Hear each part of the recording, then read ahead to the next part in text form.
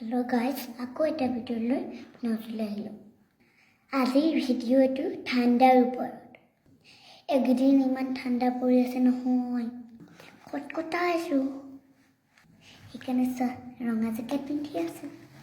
জেকেটটো পকেটটোৰ তলৰ ফালে ফালি আছে।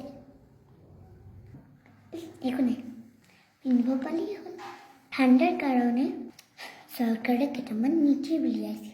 প্ৰথমটো হৈছে যে কোনো মানুহে বেলেগ মানুহক ঠাণ্ডাৰ ওপৰত গালি পাৰিব নোৱাৰে। মাবোৰে গা ধুবলৈ কৈ থাকে এইটো বতৰত, অকণমানি ল'ৰা ছোৱালীবোৰক। সেইটো বহুতেই বেয়া কথা। তেওঁলোকে বুজি নাপায় ইমান কষ্ট হয়। সেইকাৰণে চৰকাৰে এটা নীতি বনাইছে, এনেকুৱা কাম কৰিলে মাকবোৰক জেলত ভৰাই দিব। মোৰ মায়েতো সদায় জোৰ কৰি থাকে গা ধুৱাবলৈ। পুলিচক কৈ দিম মই। আৰু দ্বিতীয় নীতিটো হৈছে কোনোবা মানুহে যদি কম্বল লৈ শুই থাকে, তুমি যদি ঠাণ্ডা ভৰিখন আহি লগাই দিয়া, তোমাক চৰকাৰে ফাঁচি দি দিব। সেইটো বহুতে বেয়া কথা। মইতো সেইটো একদম ভাল নাপাওঁ।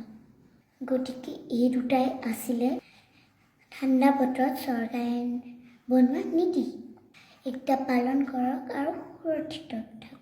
য'তো চবলৈ পঠাই দিব, যাতে মাকবোৰ নাযায় জেললৈ।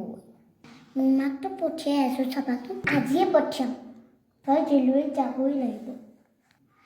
মোৰ মায়ে গা ধুবলৈ মাতিবই এতিয়া। তোমালোকৰ পুলিচৰ নাম্বাৰটো আছে নেকি? তই ফোন কৰিব লাগে। পুলিচক চব কথা কৈ দিম, মোক কিমান কষ্ট হৈছে। গা ধুবলৈ কোনে পঠিয়াই ঠাণ্ডাত? ইয়াকে কয় আজি ভিডিঅ'টো